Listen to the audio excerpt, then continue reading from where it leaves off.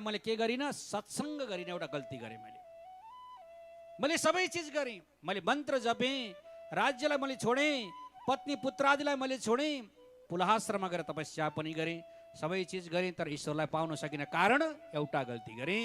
त्यो गल्ती के त भने मैले सत्सङ्ग गरिनँ। सत्सङ्ग त छोडिदिउँ, एउटा चेलोसम्म मैले बनाइनँ। यदि एउटा मात्रै पनि चेलो बनाएको भए पनि मलाई चेलोले सावधान गर्थ्यो, गुरुजी हजुरले गल्ती गर्दै हुनुहुन्छ, यो मृगलाई छोडिदिनुहोस् भन्थ्यो होला मलाई मेरो चेलोले। मैले त्यो बाटो छोडिदिन्थेँ, मैले आफ्नो चिन्तनलाई अगाडि बढाउँथेँ, मैले पक्कै पनि मोक्षलाई प्राप्त गर्थेँ। न त मैले एउटा चेलोसम्म बनाएँ, न त मैले कुनै सज्जनहरूको सङ्ग गरेँ, सत्सङ्ग गरेँ। परिणाम के भयो त भन्दा तपस्या त गरेको थिएँ, तर पनि म मृग भएर जन्मिनु पर्यो। हे राजन, त्यसैले सत्सङ्ग गर। सत्सङ्ग नै सबैभन्दा सर्वोपरि श्रेय साधन हो। भगवान श्रीकृष्णको गुणानुवाद श्रवण गर, बल्ल तिम्रो कल्याण हुन्छ।